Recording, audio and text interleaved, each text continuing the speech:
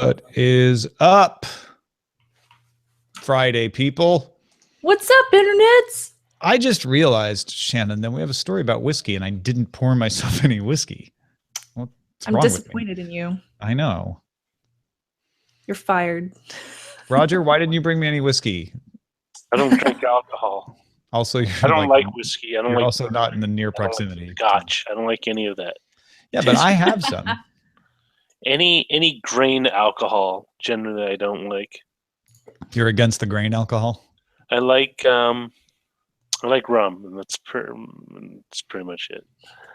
I feel like the internets is going to be disappointed in me because during my whole clean out of my house thing for selling stuff on eBay and getting rid of stuff for, the Good Samaritan or whatever, I went through our liquor cabinet and I was like, "You ever going to drink this?" And my husband goes, "No." And I'm like, "Okay." So I just poured out tons and tons and tons of liquor. Oh my gosh. It's like, I didn't even know what any of them were. I was just like, wow. Well, that was going to be my question. Were any of them like good? Because if you're pouring out the peppermint schnapps or the hot damn, then that's less of a peppermint schnapps. We kept a few like classy bourbons and some rye whiskey or something. I don't know. I don't drink whiskey either. I drink wine and beer. So I was like, Eileen drinks whiskey, so we have whiskey and we go through the whiskey. We do have some bottles of stuff that we don't really drink. Like there's a bottle of amaretto from our wedding. Oh, wow. my mom used to drink that all the time. We got married in 2003. Oh, wow. I don't know. Remember that alcohol we had in my get rid of that at that hotel when we did the Vegas thing? Oh, Still yes. have it. I haven't touched it. Are you serious? Yeah. Somewhere in the shelf. We moved it with us. It's in the shelf. Wow. Like we don't, like Bill drinks, but I don't drink. Well, the amaretto especially is galling, which you're right. I should probably just get rid of it, but it seems like such a waste because we bought liquor from Costco to stock our bar at the reception. Yeah. Because I don't know if Costco still does this, but at the time, if you didn't open a bottle, you could take it back to Costco and get your money back. Yeah. So that was the plan, was like, well, let's stock up so we have plenty. We won't obviously open everything. Most of what got opened was things we would drink that was left over. But the amaretto got opened probably for one drink. And then we were stuck with this full bottle.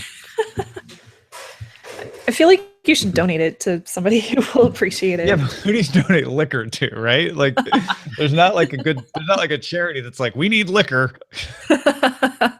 That's a real shame. I feel like that'd be a really good business model. Yeah, the liquor charity. Severe deficiency in amaretto at this charity. If anyone has any to spare, please. Yeah, Dark Redeemer says he drinks amaretto in a lot of drinks. Maybe I should just learn more drinks that take amaretto, because it's not something you're supposed to drink alone. So he brings bacon. I could be a charity. Feel free to donate to me. All right. Let's get this show on the road. Are you ready? I'm ready. Righty. Daily Tech News Show is powered by you. We don't take any advertisements. We don't need to, because you guys support us. If you're not supporting us yet and you're willing to, find out more at dailytechnewsshow.com/support. This is the Daily Tech News for Friday, June 9th, 2017. I'm Tom Merritt, Shannon Morse, alongside to tell you the tales of technology. Shannon, that's what we're doing today. I'm going to tell you the tales of technology. Man, we got a theme song out of that. That's great. Is that what we're doing today? Friday Tales? Tech Tales? Woohoo. Yeah, we've got a synthetic tongue that drinks whiskey, and big robots and emotional robots and all kinds of stuff to talk about. Shall we start with a few tech things you should know about? Let's do it. SiriusXM announced it will invest $480 million in Pandora. SiriusXM gets 3 seats on the 9-person Pandora board, including the chairmanship. Pandora itself is selling Ticketfly to Eventbrite. It's selling Ticketfly for $200 million. It paid $450 million. Wow. Little discount there. Selling at a loss, yeah. Yeah. The European Commission opened an investigation into Qualcomm's $38 billion to acquire automotive chipmaker NXP Semiconductors. Don't want Qualcomm cornering the market on automotive chips. No. And Japan passed a law Friday that allows owners to rent out private homes to third parties for up to 180 nights a year, creating a clear legal framework for services like Airbnb in Japan. It's about time, given I've had friends staying in Airbnbs in Japan for a while. I stayed at an Airbnb in Japan last year. I had no idea there was an unclear legal framework going on. I'm glad they fixed that little gray area there. All right, we got some more top stories, and Taylor Swift has once again made the tech news. Taylor Swift's music catalog is available on all the major music streaming platforms. As Rich Stroffolino told me this morning, your long national nightmare is over. You can get Taylor Swift on both the paid and free tiers of Spotify. Swift pulled her music off Spotify in 2014, as well as a bunch of the other streaming services. She essentially went Apple Music exclusive because of a dispute over royalty payments. In fact, if I remember right, some of her back catalog was still on Rdio because it was that long ago that she pulled her music off because Rdio was still a service. Swift tweeted that the move was made to celebrate 10 million sales of her album 1989. It's been out for a couple of years now. I'm certain none of this is related to Katy Perry's new album containing the song Swish Swish being released on Friday. See, I'm so glad that I read Twitter in the morning, because had I heard this from you, Tom, earlier, I would have been like, well, it sounds completely unrelated. It would if you didn't know the beef. I didn't know there was some drama there. Yeah, my wife keeps me very up to date on the Katy Perry Taylor Swift beef. Yeah, I just stay up to date with Swift on Security. That's about it. Swift on Security is what I read too, actually.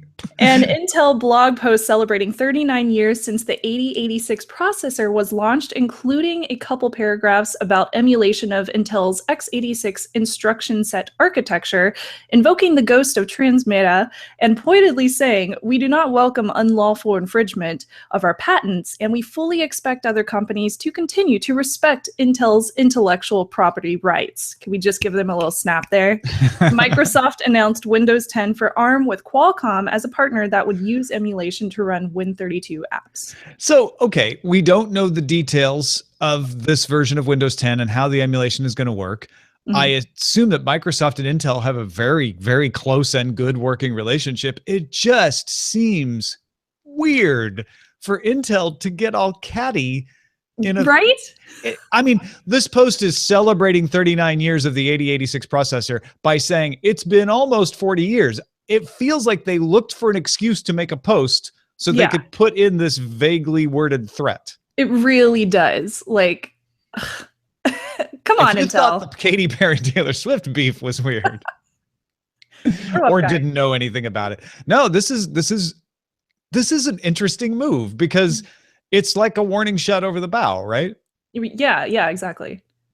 And I can't imagine Microsoft not having their P's and Q's in order. So would this imply that Intel has been consulted and has tried to tell Microsoft, we don't think this is going to pass our intellectual property test? I don't know. Yeah, it definitely seems like a warning shot, but I guess we'll find out if some strange news comes out sooner or later about Intel suing Microsoft. Well, yeah, keep an eye out for these ARM-based, Qualcomm processor-based Windows 10 devices are supposed to come out, according to Copytext, by the end of the year. So see what happens when they do.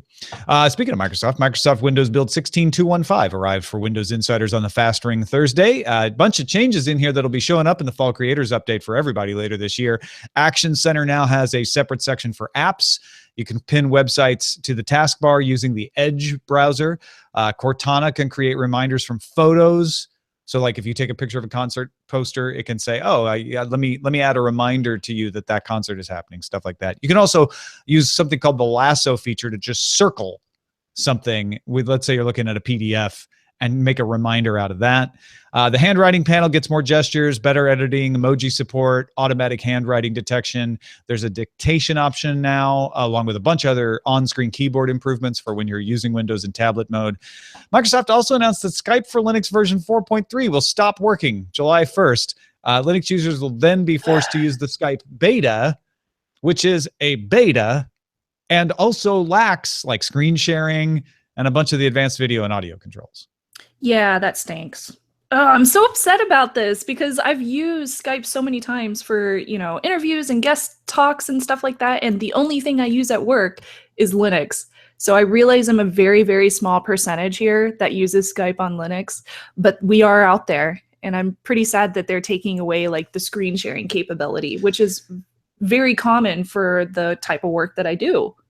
And in the olden days, this would be, hoots and hollers of how Microsoft is always trying to undermine Linux and everything. But these days, Microsoft's a member of the Linux Foundation. Why are they acting this way? Exactly. They just brought over like the command shell and all the terminal commands and everything. So like, I don't know what's going on there. I guess they're just giving up on them.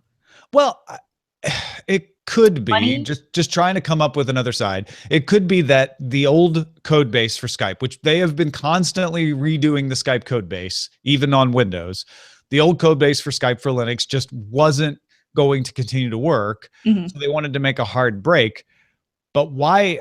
It must be that the old code base still relies on things like supernodes and everything. And the changes they want to make in how Skype is served to everybody just won't work with that old client. And they want to give everybody a fair heads up rather than just have it one day stop working.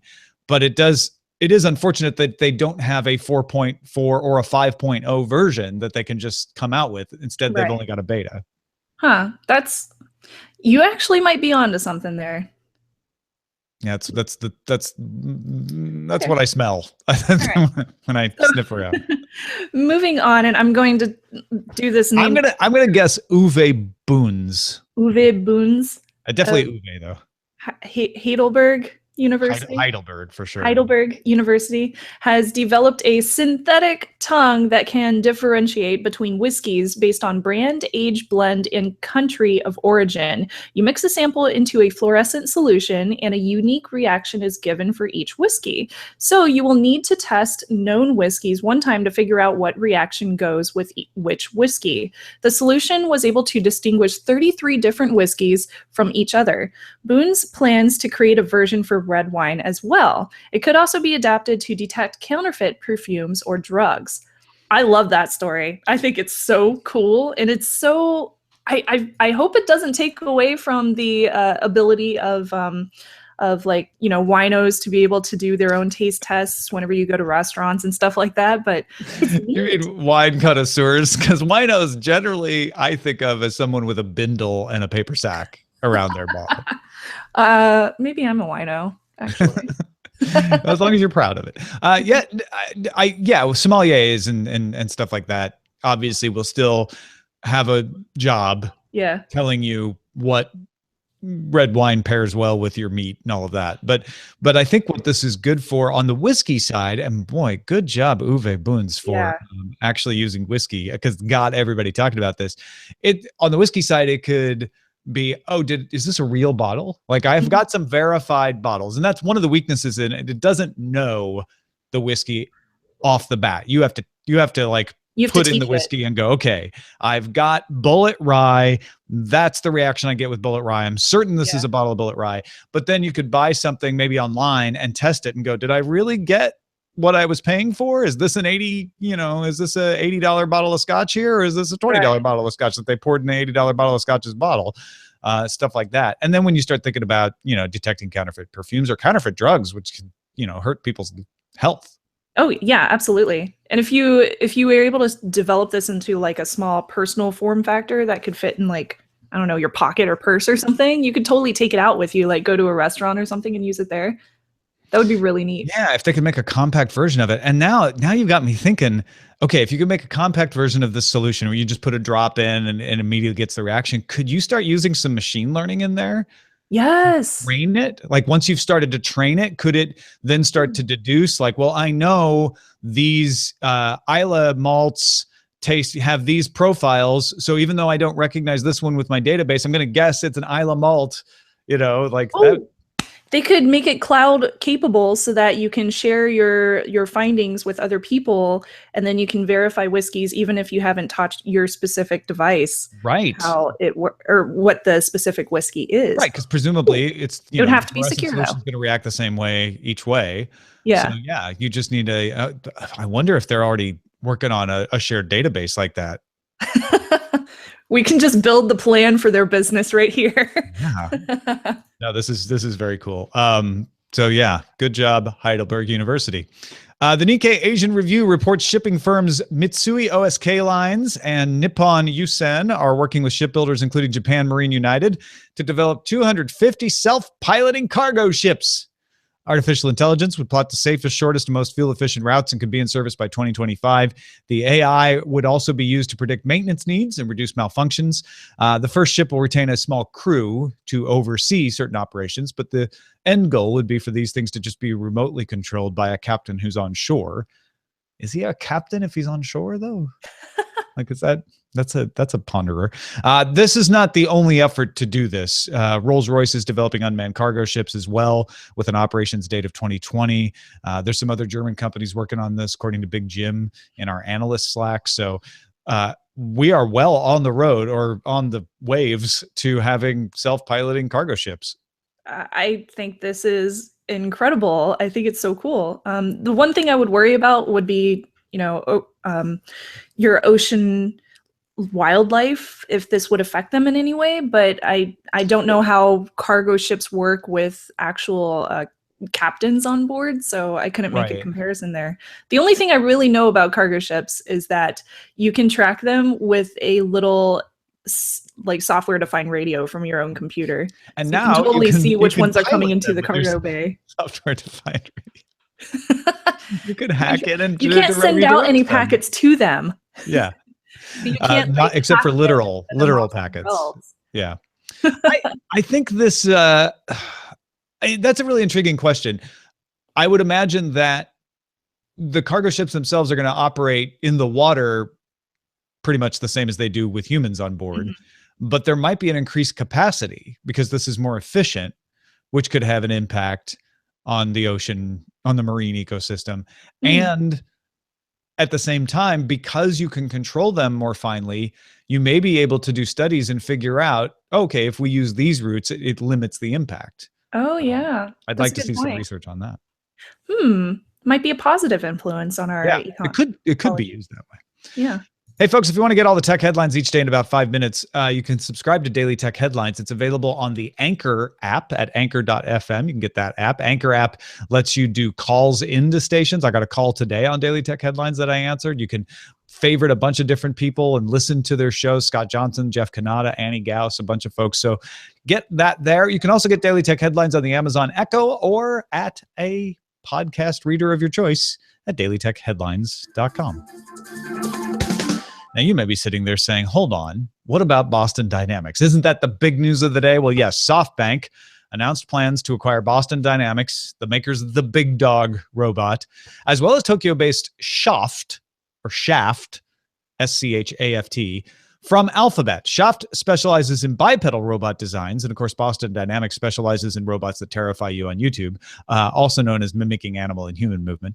Due to military contracts, Boston Dynamics will likely require regulatory approval from the Committee on Foreign Investment in the United States prior to the acquisition, but presumably they have done their due diligence and believe they can pass that regulatory review, which brings up the question, why couldn't Alphabet make something work with Boston Dynamics? And if Alphabet couldn't, what makes SoftBank think they can?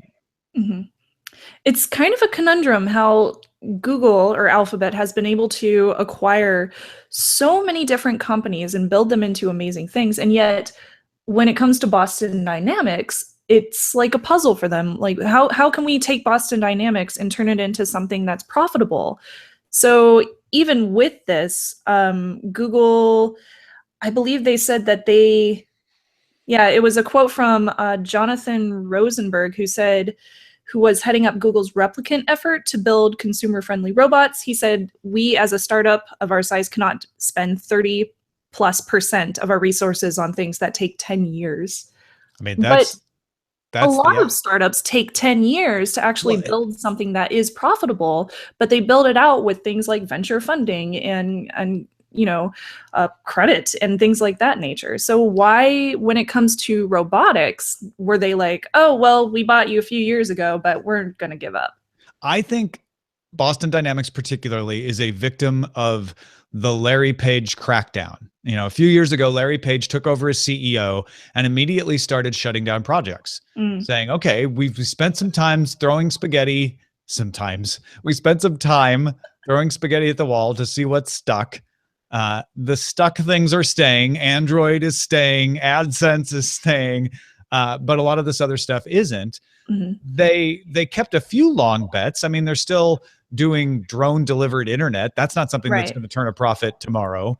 So there was something with these robots where they're saying, yeah, this is really cool, but the long-term research doesn't have a trajectory that matches with any of our other business models, and it's not going to turn a profit in the next couple of years. So you either need to change or we spin you out. And now we know the answer. They spun them out. Yeah.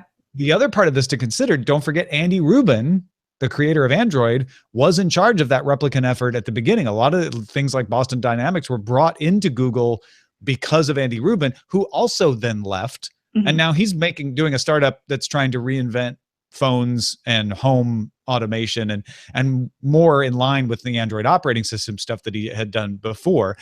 So there's a question there of like, why did Andy Rubin give up on the robotics section as well? So I feel like there might be two answers to this conundrum that we have. One could be that Boston Dynamics is very much focused on selling to other businesses. And Alphabet has been building out things like Android, which are very consumer friendly. So Boston Dynamics maybe doesn't necessarily fit into that branding that Alphabet is going for. Alternatively, maybe it's because a lot of people are fearful of these very large Boston Dynamics robots. I mean, when you look at them, they're kind of scary looking. For me, I think they're fascinating. I think they're amazing. I would love to see one in person because it doesn't scare me.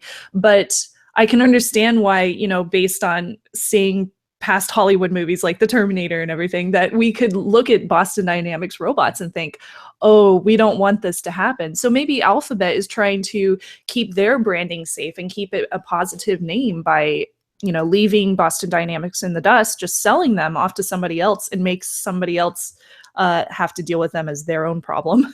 I think you're onto something there, because when you look at it, Boston Dynamics is accused of not making enough money. But at the same time, as we just mentioned, they have to go under regulatory approval because of military contracts. Right. So it may not be just business oriented, but maybe particularly government and military oriented business that Alphabet did not want to get into for whatever reason. And maybe even Boston Dynamics researchers were like, we don't really care how you sell our stuff. We're just making really cool robots.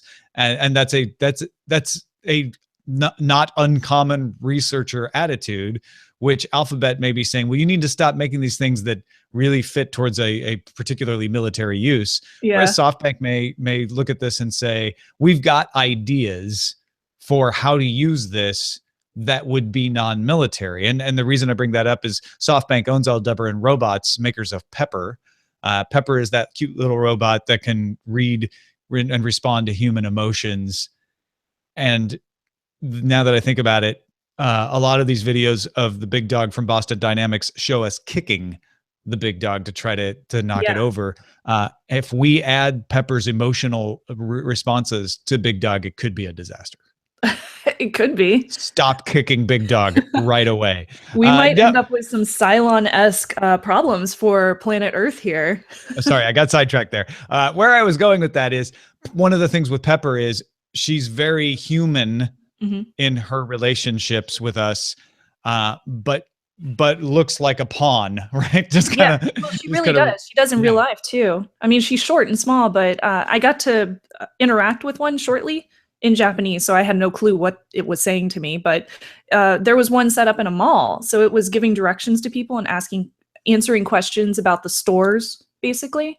But she would stand there and she would look at your face, and if you wave at her, she would wave back, and she would just be like, here's the information about where you're trying to get to. And it was interesting watching how it worked. So I can understand now, after realizing that SoftBank owns Pepper and owns those robotics, that they might have a potential for Boston Dynamics that maybe Alphabet just did not see or did not want to get involved with. Yeah, because what are the things that Boston Dynamics robots are famous for is the ability to walk and move like real creatures. Yeah. Don't forget, they also bought Shaft, which specializes in bipedal robot designs. So, I mean, all of this looks to me like Masayoshi-san, who owns SoftBank and is famous for being able to spot a trend and invest in it at the right time, is saying, hey, I've got the emotions robot, and now I've got the bipedal robot and the robot that moves like a person. Like, I can make something that's pretty compelling out of these three parts. And let's not forget too, SoftBank was, back in the early 2000s, they weren't that big of a name, but when they ended up receiving the iPhone as the only carrier in Japan to have the iPhone back in like 2012 or 2013, it was a huge gamble for them, but they decided to take that gamble, and it worked out really, really well in their favor. And now they're, I believe, the largest carrier in Japan. So if they continue on this route of making positive efforts and making the right decisions and the right gambles, they could definitely have something with Boston Dynamics, as long as they let Boston Dynamics still be who they really are. So what you're saying is SoftBank selling ZDTV to Paul Allen was the right move for them. Maybe. Unfortunately, I think you're probably right in this case. Yeah. But yeah, we'll keep an eye on this as well. Thanks to everybody who participates in our subreddit. You can submit stories and vote on them at dailytechnewsshow.reddit.com. Got a bunch of messages here. Rick from the About to Get Hot St. Louis writes, in regards to yesterday's episode about Amazon Drive concluding its unlimited plan, in January this year, I signed up for Amazon's Cloud Drive, deciding I needed an offsite backup for my photo collection spanning the last 15 years and taking up about 1.2 terabytes. If you remember the story yesterday, Amazon has taken its unlimited plan and made it a terabyte. So it's $60 a year for a terabyte, and then another $60 a year gets you a second terabyte. The process of backing this much data up over a 5 megabit per second connection took literally weeks. And now I face the decision of canceling my subscription and looking for another provider, or paying 2 times and soon maybe 3 times the cost if it gets up to 2 terabytes. I mentioned this all because it seems none of the providers I've looked at provide any sort of migration tool from provider to provider, which starts making cloud backups for someone without a gigabit connection seem untenable. I think until something along these lines is achieved, or upstream bandwidth greatly increases, 7 megabits per second seems to be the max in my area, large-scale cloud storage will have some hurdles. Mm-hmm. Yeah, I can understand the issues here. Personally, I just checked my cloud storage when I read about this Amazon doing this change, and I'm currently using 999 gigs on my cloud storage. So on Amazon, really? No, mine's on Spider Oak. Oh, so I luckily got in when they had a $149 if you were on Amazon, you'd be like package. Right under. Yeah, so it's unlimited. Mine's unlimited. So I got lucky there, but if they change it, if Spider Oak ever changes it, I'll have to deal with the same issues. And, $60 I think is a fair price for a terabyte of storage online. But of course, you're going to run into the issue where people are storing more and more data every single year because digital is becoming so much faster and so much easier. So that 1 terabyte is going to become, I couldn't talk there. It's going to become rather small for most consumers. Right now it's not, but it will be in the near future. And presumably Amazon will keep up with that and increase the amount, maybe make it a 2 terabytes for $60 as it starts to get there. One hopes. How annoying is it though to be at 1.2 terabytes, just over the limit like that? Right. We had a really good conversation in the analyst Slack today about what options there are. We have a user who has 35 terabytes, so it's a really significant solution. He's not going to pay $60 per terabyte for that. No way. Backblaze apparently is an option. Might be an option for you, Rick, because they can do things like ship you your backup if you're on slow connections. I think bandwidth speed will slowly increase, but it's uneven right now. So it does suck if you're living in an area like Rick does where you don't have the bandwidth. So look into Backblaze, but CrashPlan also does not only unlimited backup, but also unlimited backup from things like your NAS. So you don't have to send it just from one single computer. You can send it from network storage. I got an email from Chip in surprisingly high-tech Arkansas. I wouldn't be surprised. Arkansas is a lovely state. He says, "Hey, Tom and Justin." It's Shannon today. Hi. It was Justin. He says on yesterday's show, Justin wondered, this is why he was addressing it to Justin, when someone would radically change how we look at authentication. I saw a company called BioSig ID, which uses behavioral biometrics to implement passwords by having you draw with your smartphone or tablet screen, touchscreen monitor, or even mouse, your password. It's easy to use, accurate, tied specifically to you, and virtually impossible to duplicate your individual writing. It can't be compromised forever like your unchangeable fingerprint or iris scan, and if needed, your password can be changed at any time, and it requires no hardware.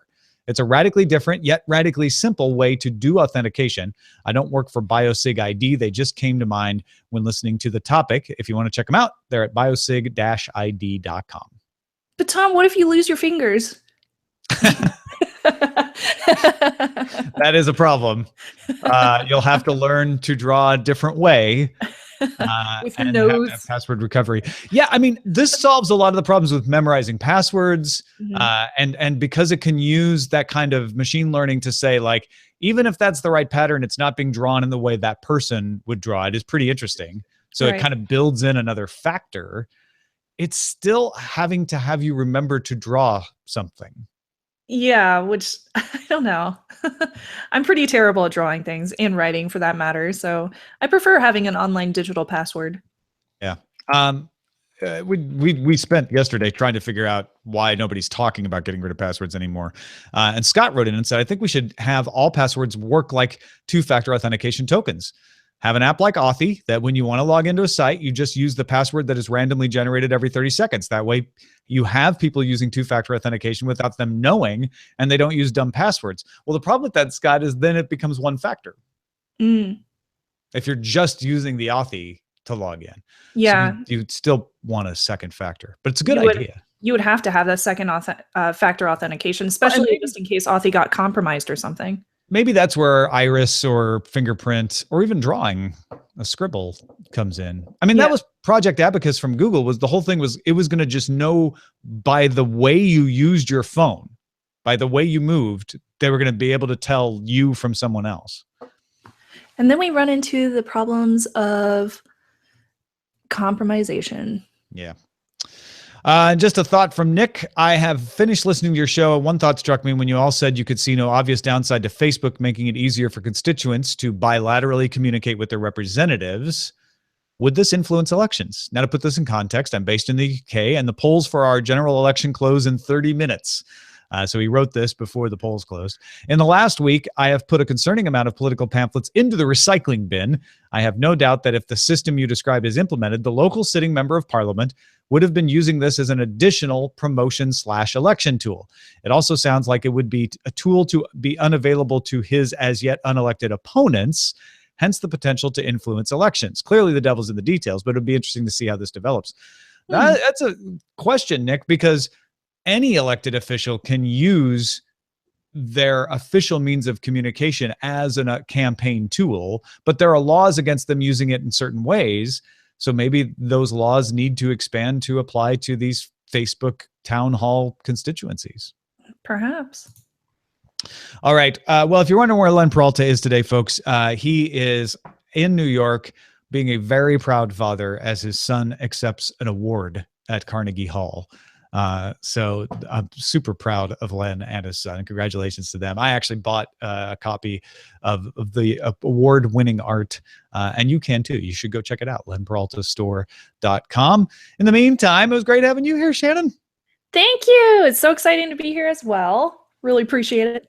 Well, I'm glad we're going to be getting you back on a more regular basis. We kind of started figuring out a schedule here. So in the meantime, till the next time you're back, where can people find you? You can find me on Twitter. That's usually the place that I'm surviving most of my days. I'm at Snubs, SNUBS. But most recently, my shows include Hack5 and TekThing.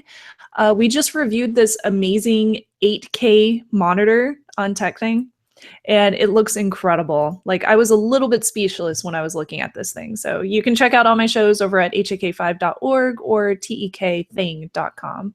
And thanks to everybody who gives a little value back to this show for the value they get from the show, including A. Xavier, Andrea Siegel, Mike James, and many, many more at patreon.com/DTNS. Our email address is feedback@dailytechnewsshow.com. We're live Monday through Friday, 4:30 p.m. Eastern, 2030 UTC at alphageekradio.com and diamondclub.tv. We're at facebook.com/dailytechnewsshow, and our website is dailytechnewsshow.com. Back on Monday with Veronica Belmont. Talk to you then. This show is part of the Frog Pants Network. Get more at frogpants.com. Diamond Club hopes you have enjoyed this program. Yes. Yay! Good show. What should we call it? Magical Jeff? conundrums Patrick? of cargo ships. Showbot.tv. I do not see magical conundrum of cargo. There's Let's Get Swifty. Let's get swifty. Abused scripts sink ships. Players gonna play Swift everywhere. Taylor Swift. There's a lot of Swift. Swift on Spotify. The robotics industry is a big dog eat big dog. That's funny. Whiskey business. A taste of the future. Like risky business. The Great Taste Race. Walk Softbank and carry a big dog. Big dog moves from California to Japan. Well, it wasn't in California, unfortunately. It was in Massachusetts. But That's the name, Boston Dynamics. Big dog moves from MA to Japan. I get it, though. California being alphabet. I always like the ones that are focused on the main show. Or the main story. A bite ship, bot got your tongue. Boston was too dynamic for alphabet. That's funny. Been there, done that. Well, I would change that to be a question, but I like it. Was Boston too dynamic for alphabet? Been there, done the bot robotics company. Banksy's is soft bots. Intel says 86, that x86 emulation. Is Darren back yet? Says the chat room. No. Boston Dynamics new owners on Software Image. You know, it's very interesting. I think SoftBank is betting on a multitude of things. One is that there's going to be a higher demand for robots in Japan as the population gets older. I mean, already like a quarter of the population is over 65. Mm-hmm. Yeah, they're going to need automated systems for all the stuff that people do right now.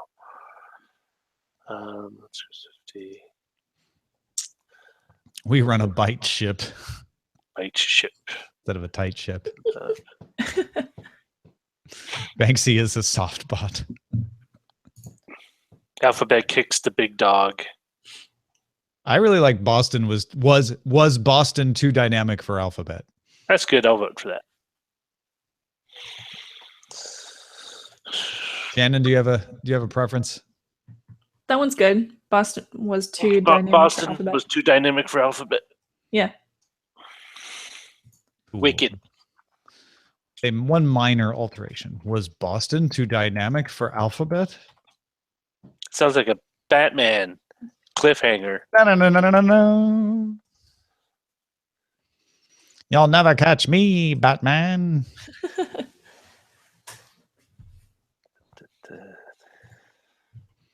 Yeah, maybe they needed robots with more brawn than friendly face. So a lot of those things like Pepper are very cool for human interaction, but they're also very limited in what you can actually do with them. Are you saying they're all AI and no brawn? Yeah, kind of. Like they need something. I mean, it's great to have a friendly chat with a robot that looks like a little anime fairy or something, but you need something to lift like a person or something. Especially in disaster zones where, especially Japan is subject to a number of earthquakes in all parts of the country. Especially that what was that thing? I read somewhere like a bunch of. It was really sad, actually. A bunch of workers, nuclear plant workers, were exposed to plutonium that ripped open in a casing or a bag, and they breathed in the plutonium dust. Oh no. Which isn't super helpful for longevity. No, it's not.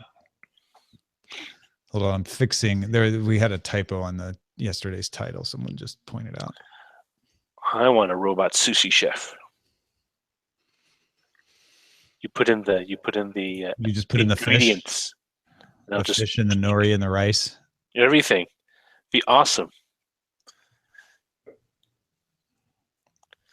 You rent it for parties and stuff. Graduation.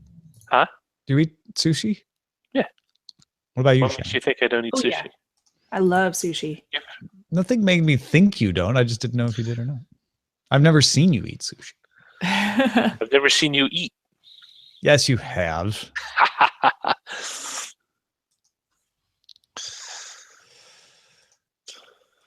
Too many cooks.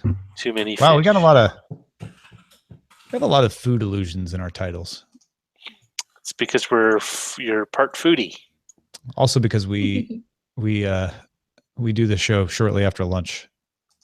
Or before dinner, depending on where you're at. So yeah, I'm always thinking about food on the show. Do you eat lunch?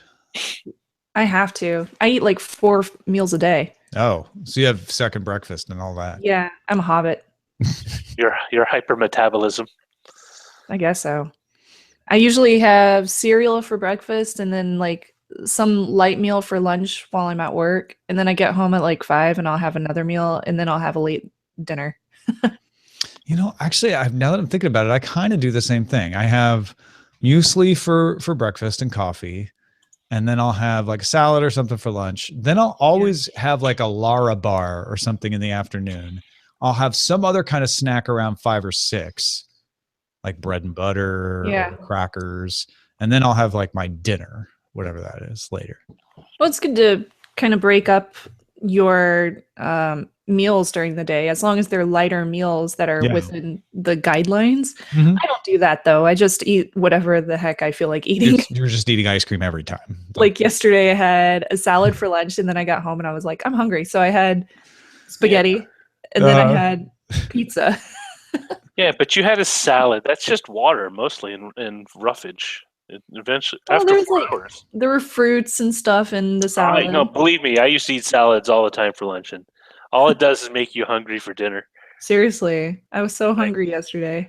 You would have to put like half a roast chicken on your salad to make it. That's how you do it. I used to go to Lee's Deli. I'd make a salad, and then I'd put like the fish or the fried chicken or something on it. It was perfect. I don't like eating a lot of meat for lunch, though, so I don't even know what I should eat for lunch. Meat? Would fish be lighter? Would fish be light enough for you? You should have sushi. Yeah, I could probably eat some fish. Yeah. I could have some tuna or something. I don't want to eat heavy meats. I'm so hungry. Did you not eat lunch, Roger? No, I didn't. I ate a big bowl of my stupid Raisin Bran with no raisins mixed in with the generic Rice Krispies. And I ate that. It's not Raisin Bran if it doesn't have raisins, though. Yeah, but it says Raisin Bran on the box. But it doesn't have raisins? I think it's one of those. I don't know, because it's the store brand. I don't know if they just shortchange the raisins. Like Raisin Bran, Kellogg's is 2 scoops, and this is like 5 pieces of raisin. Oh, so this isn't Kellogg's raisin. Oh, no, this is a supermarket brand. Zoe brings bacon said salad isn't bacon. You could put bacon in a salad, but it would be a waste of good bacon. I don't think that's a waste of good bacon. I think that is a perfect use of some serious, like, for real bacon bits. So I believe that what you Zoe should just do wants her salad to be bacon on a bed of bacon. No, that's too much bacon. You need the contrast. I can't eat that much bacon. What you need to do is take the salad bar and feed it to the pig, and then just eat the bacon. That's so gross. Grass-fed. Grass-fed. My salad is grass-fed pork. It's iceberg fed pork with Ooh, lots of BLT romaine. salad. That sounds really good. With mayo on top instead of salad dressing. Yeah, it's called ranch. No, it tastes different. Basically the same Yeah, thing, because though. there's stuff on it, but really it's just ranch. Too much bacon? Blasphemy. Never. I've been cutting back on bacon. I think as I get older, I'm a little more sensitive to eating too much red meat. Like I didn't eat sugar for a month and I lost 5 pounds. It was kind of cool. That tells you a lot about how much sugar I usually eat. No, sugar's a huge one. I need to cut back again. Part of it is just so much of it in my house now that I'm not used to. Yeah. Well, it's hard when you live with other people too, right? Yeah. Well, so Eileen does not do grocery shopping, so I can 100% control what comes into this house. But Nice. huh? Nice. That's great. I Yeah. wish. Wish I could do that. I used to have a very bachelor. Like I would have a bag of like spring mix, a bag of spinach, and then like I would have a pint of ice cream that would last me a month because I didn't eat that much. Mm-hmm. But now like Jen goes through like one of those in 3 days, a pint. I can't eat that much ice cream. I can. I've literally had like a thing, like one of those half-gallon ones, like sit in my freezer for over a year because I wouldn't go through it. What? But that's just the way I am. And then I wouldn't eat a lot of junk food. I would just like, well, I'm hungry. I'll just make toast and put like spinach in the middle and add butter and eat it. Because that's, kept my weight down. But the life of a married man is entirely different. Zoe's obsession with bacon is just like the trolling is so hard right now. It's so How's good. it trolling? It's her life. I love it, man. It's not trolling when it comes directly from a bacon wrapped heart. That's what I love about it. Well, it's funny because Zoe brings bacon's British, so wouldn't it be like British? Zoe brings bacon is British and loves coffee. Yeah, but Britons love coffee. Okay, but you're missing the point. Like the stereotype is tea. Zoe brings bacon is very insistent on coffee, it seems. I got to try Vegemite the correct way in Australia. On toast?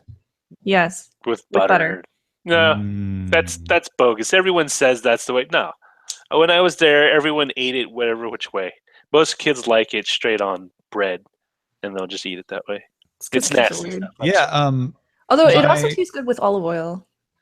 My nephew's fiance is Australian, and she brought some Vegemite, and she made us this avocado toast with Vegemite. Oh, smashed avocado. Yeah. Was it good? Yeah. Yeah, my thing is if you need to adulterate a food product with other foods so it's now delicious, then you don't need that item. How'd you make it? Sometimes it's the combination though. Like avocado and Vegemite on their own taste different than when you put them together. When you put them together. Yeah, but I would eat avocado by itself. But you wouldn't get the same taste. That's all I'm true. saying. But the thing is, I don't find Vegemite out of the jar palatable. But if you found it palatable with avocado, then it's like, oh, yeah, I don't like eating salt alone, but when I put salt in something in the right amount, it tastes great. And also Vegemite is almost entirely salt. So. Yeah, it's so salty. Apparently it's good for you. It is. Maybe. It's an acquired taste. That's why they make indoctrinate the avocado toast. Was it kids? Was it toast with butter and Vegemite and avocado, or just? I'm trying to remember now. I made it once after she was gone because we had some avocados left over, but I can't remember the process. I think it was like, yeah, I think she buttered the bread, toasted it in the pan, then spread the Vegemite and the avocado on it. I don't know. That could be wrong. Okay. I should remember. She needed a frying pan for it though. I'm not gonna go that hardcore. I'll just stick my stuff in a toaster. Yeah, just put when you have a toaster oven. Put butter on it, toast it, and then you put the Vegemite on top. Yeah, I'm going to do that. I'm going to take it to work and make my coworkers eat it. And then if you want the avocado, just take out the avocado, like make guacamole without anything in it, and then just spread it on top of that. I like tough avocado slices. Like chewy. I'll stick slices on top of the toast. Or you have the firm avocado. Yeah, firm The avocado. ones that aren't already guacamole when you open them. Yeah, exactly. I love the ones that are already guacamole. I love it that way. Because I'm Man, just somebody spread it said anyway. there's a patent, right? Being able to actually inject the lemon, salt, and pepper into an avocado so that you just peel it and it's See, guacamole. I don't like the salt. I like the lemon. I don't like the salt. I'm very sensitive to salt too. Okay, you don't like too much salt. You're not telling me you don't like salt. There could be a salt. Let me just say I don't like additional salt. How's that?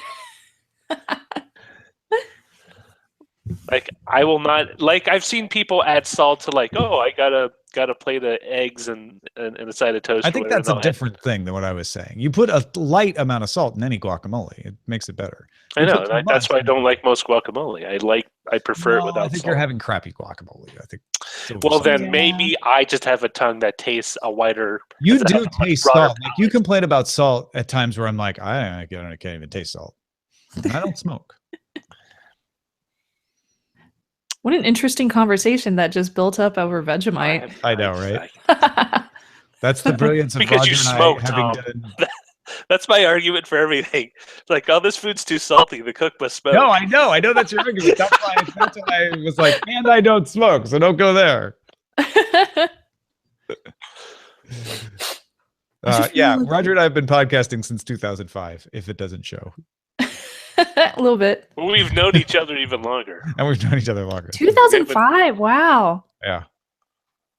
It's over 10 years for you guys. It's almost an anniversary. 12 years this October. I'm going to hit 10 years next year. Nice. That'll be my 10 years. Well, yeah, my first podcast was March 2005. So I've passed my 12 years for Buzz Out Loud. And then the second podcast I ever did was East Meets West, which is still going on. Nice. Yeah. Which we should probably schedule a recording for. My first podcast was Hack 5, and my first episode was real bad. Yeah, trust me. There were a few episodes in the early seasons where like the editor didn't edit something out, and I just looked so dumb. You're just like saying, well, hold on, wait a minute. Blah, blah, blah, blah, blah. And then I'm like, oh, I lost my train of thought. Let me start over. Yeah, let me start over. No, I edit, so I make sure that stuff does not get it put in. Yeah. I love it when you're watching a TV show or listen to a podcast and you hear someone say, oh, we'll edit that out. Yeah, right? I tell Patrick that all the time, and then I don't edit anything out. Mm-hmm. That's what Veronica does to me on Sword and Laser. She only edits her own mistakes out. She leaves mine in. I don't care. Because she wants to keep it true. That's right. For me. Oh, I posted a new vlog today. I've been trying to keep up with my Kardashian vlogs. So I've been posting videos on my personal YouTube channel. About the Kardashians? No. Okay. You were keeping up with the Kardashians. It was a joke. God. No, I get it now. I was a little worried there for a second. Ew, no. Are you kidding me? I don't even I don't know their full names or anything. Sawyer and I vlogged today too. I try to vlog. Oh, that's right. You did. Tony, edit this in. What was yours about? Mine was about the mummy. The mummy. What was yours about? It was about Australia and giving a keynote. Nice. Which was cool. All right. Well, we're going to head out of here. Thanks, everybody, for watching. We will be back on Monday with Veronica Belmont, and we will leave in all her mistakes because it's live. And do you know when you're going to be back next, Shannon? Do we know that yet? We haven't decided it yet, but yeah, we'll have to. Shannon will be back. Yeah. Once you send me your Friday schedule.